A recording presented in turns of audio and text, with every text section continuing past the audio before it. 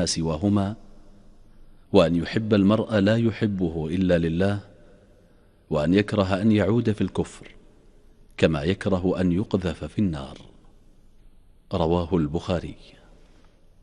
وعن عبادة بن الصامت رضي الله عنه، وكان شهد بدرا وهو أحد النقباء ليلة العقبة، أن رسول الله صلى الله عليه وسلم قال وحوله عصابة من أصحابه: بايعوني على أن لا تشركوا بالله شيئا، ولا تسرقوا، ولا تزنوا، ولا تقتلوا أولادكم، ولا تأتوا ببهتان تفترونه بين أيديكم وأرجلكم، ولا تعصوا في معروف.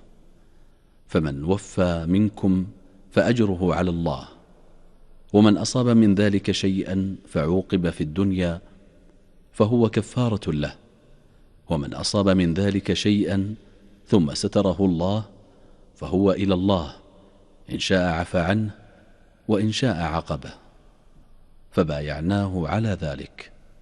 رواه البخاري.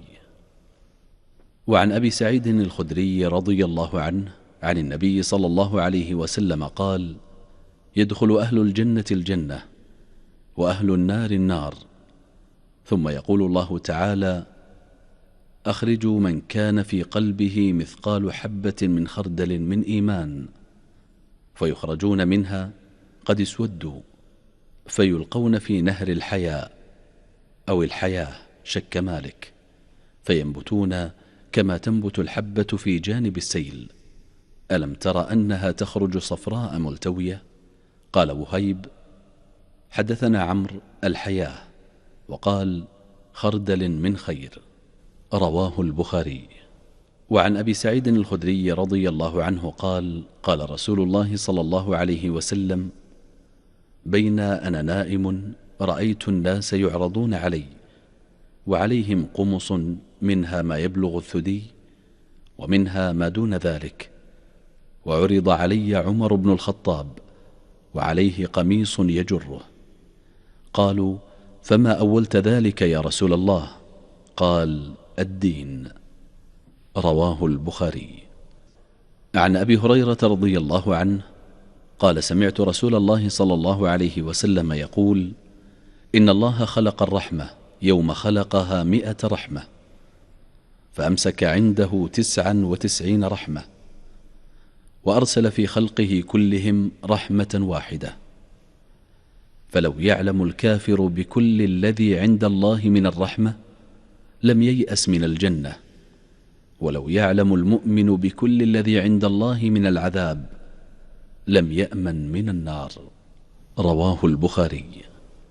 وعن ابن عباس رضي الله عنهما أن رسول الله صلى الله عليه وسلم قال: يدخل الجنة من أمتي 70,000 بغير حساب، هم الذين لا يسترقون ولا يتطيرون وعلى ربهم يتوكلون. رواه البخاري. وعن وراد كاتب المغيرة بن شعبة أن معاوية كتب إلى المغيرة أن اكتب إلي بحديث سمعته من رسول الله صلى الله عليه وسلم. قال: فكتب إليه المغيرة: إني سمعته يقول عند انصرافه من الصلاة: لا إله إلا الله وحده لا شريك له، له الملك وله الحمد وهو على كل شيء قدير، 3 مرات. قال: وكان ينهى عن قيل وقال، وكثرة السؤال، وإضاعة المال، ومنع وهات، وعقوق الأمهات، ووأد البنات. رواه البخاري. وعن أبي هريرة رضي الله عنه قال: قال رسول الله صلى الله عليه وسلم: من كان يؤمن بالله واليوم الآخر فليقل خيرا أو ليصمت، ومن كان يؤمن بالله واليوم الآخر فلا يؤذي جاره، ومن كان يؤمن بالله واليوم الآخر فليكرم ضيفه. رواه البخاري.